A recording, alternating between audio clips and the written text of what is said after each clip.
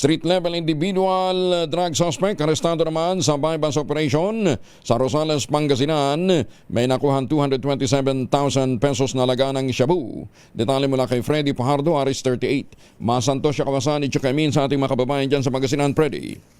Masantos siya kabusan, Kuyang Angel. Nasa kustodiya ngayon ng Rosales Police Station ang street-level individual na binata nasa hustong gulang at residente ng bayan ng Balungaw matapos itong maaresto sa bypass operation na sinagawa ng PNP sa barangay Kuliling, Rosales, Pangasinan. Batay sa ulat ni Rosales Chief of Police Major Noel Kabakungan, alas 12:10 ng hapon nang magsagawa ng operasyon ng kanyang mga tauhan sa Drug Enforcement Unit na pinangunahan ng kanyang Deputy Chief of Police Lieutenant Lamberto Ferrer. Gamit ang mark money, isang nagkunyaring buyer at nakabili sa suspect ng 6 na malalaking plastic sachet na naglalaman ng hinihinalang shabu kapalit ng mark money at agad itong inaresto. Ang nasamsam na illegal na droga sa suspect ay tumitimbang ng humigit kumulang 33.46 grams na may street drug price na 227,528 pesos. Nasamsam din sa suspect ang ginamit ng mark money sa operasyon at ang kanyang cellphone at motorsiklong gamit niya sa illegal na gawain ay nasa kustodiya rin ngayon ng PNP. Naharap ang suspect sa kaso ng paglabag sa Section 5, 11, and 12 sa Article 2 ng Republic Act 9165 o Comprehensive Dangerous Drug Act of 2002.